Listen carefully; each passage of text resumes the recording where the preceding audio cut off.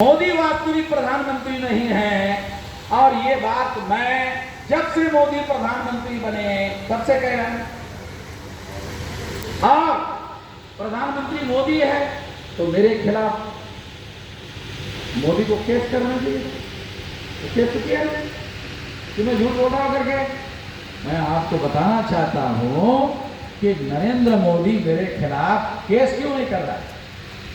क्यों नहीं कर रहा है? तो सही बोला तो सही बोलने के लिए थोड़ी केस होता है। सच बोलने पर केस थोड़ी होता है। सच्चाई बोलने पर केस थोड़ी होता है। जब मैं जहां जाता हूं कहता हूं, पुलिस वाले भी सुनने के लिए रहते हैं। जाने कार्यक्रम के बाद मिलते हैं तो कहते हैं सही बोलते हैं। पुलिस वाले बोलते हैं क्योंकि उधर भी हमारे लोग हैं तो सही है। तो हम हमको कहते भी साथ क्यों नहीं देता कि हम अभी बंधे हुए हैं। ऊपर वाले का आदेश मानना पड़ता है। अब बात सही है। मैंने कहा मौका देख के आ जाना, अभी मत आना, कोई बात नहीं, जब मौका आएगा तब आएगा। तो साथियों, हम लोगों को आने वाले समय में बहुत बड़ा आंदोलन करके आजादी हासिल करनी है 3.5% ब्राह्मणों के गुलामी से। हमारे लोगों ने मुगलों से आजादी हासिल की, हमारे लोगों ने अंग्रेजों से आजादी हासिल की, तो हम लोग ब्राह्मणों से आजादी क्यों नहीं हासिल कर सकते? जब दूसरों से आजादी हासिल कर लिए तो ब्राह्मणों से भी आजादी हासिल कर सकते हैं।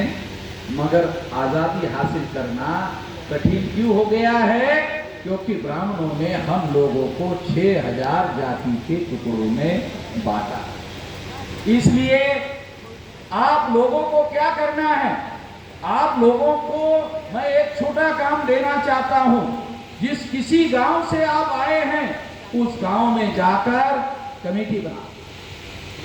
SC ST OBC माइनॉरिटी की कमेटी बनाओ और इस आंदोलन के साथ जुड़ जाओ।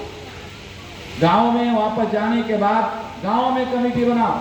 कमेटी बनाया करके हम लोगों को खबर करो। आपको दिल्ली से लेटर आएगा, यहाँ आपके कमेटी को मान्यता देते हैं, तो आपको उस समय से गांव का काम अपने हाथ में लेना। गांव में ग्राम पंचायत होती है, संख्या हमारी होती है, तो पहले ग्राम पंचायत पर कब्जा करो। ग्राम पंचायत पर अपनी सत्ता और काबिज करो। फिर तालुका पंचायत, फिर जिला पंचायत और फिर विधानसभा। अगर आप इस तरह से आगे बढ़ते हो तो विधानसभा पर सारे देश पर भी कब्जा होने के बाद फिर दिल्ली की सत्ता ज्यादा दूर रहेगी नहीं। और इस तरह से फिर वो सत्ता हासिल करने के बाद फिर देश को आजाद घोषित करते हैं। आजाद घोषित करना पड़ेगा। ऐसे नहीं होगा, केवल सत्ता में आने से काम नहीं चलेगा। वहां आने के बाद आजाद घोषित करना पड़ेगा कि हम आजाद हो गए हैं।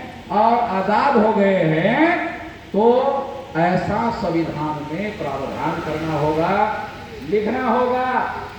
हमारे देशवासियों के साथ सहयोग और समर्थन से और संविधान में संशोधन करना होगा कि अब हम आजाद हो गए। और इस तरह से लिखित रूप से घोषित हो जाएगा कि हम आजाद हो गए। ऐसा करना होगा। ऐसा करने के लिए हमारे पास संगठन चाहिए, संगठित शक्ति चाहिए। इसके लिए हमने 625 जिलों में संगठन बनाया, 32 राज्यों में।